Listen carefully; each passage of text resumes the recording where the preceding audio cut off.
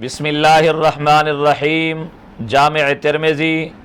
باب نمبر 545 حدیث نمبر 785۔ اس روایت کو نقل کرنے کے بعد امام ترمذی رحمۃ اللہ علیہ نے 20 رکعت تراویح کے بارے میں لکھا ہے۔ فرماتے ہیں اکثر اہل العلم علی ما روی عن علی و عمر وغیرہما من اصحاب النبی صلی اللہ علیہ وسلم کہ نبی اکرم صلی اللہ علیہ وآلہ وسلم کے اکثر اہل علم صحابہ کرام رضوان اللہ علیہم اجمعین اس بات پر ہیں جو حضرت عمر اور حضرت علی اور دوسرے صحابہ سے مروی ہے کہ انسان رمضان المبارک میں 20 رکعت تراویح پڑھے۔ امام ترمذی فرماتے ہیں حضرت سفیان ثوری،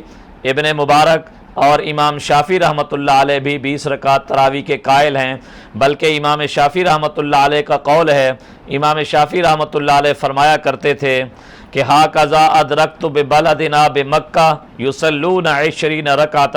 کہ یہ میں اپنی طرف سے بات نہیں کہہ رہا کہ انسان کو 20 رکعت تراویح پڑھنی چاہیے، بلکہ امام شافعی فرماتے ہیں ہم نے مکہ والوں کو اسی طرح ہی پایا ہے کہ مکہ والے 20 رکعت تراویح پڑھتے ہیں، تو ہمیں بھی چاہیے کہ ہم رمضان المبارک کے اندر 20 رکعت تراویح پڑھیں، جیسا کہ جامع ترمذی کے اندر امام ترمذی نے لکھا ہے کہ حضرت عمر، حضرت علی اور نبی علیہ السلام کے اکثر اہل علم صحابہ کرام 20 رکعت تراویح پڑھا کرتے تھے۔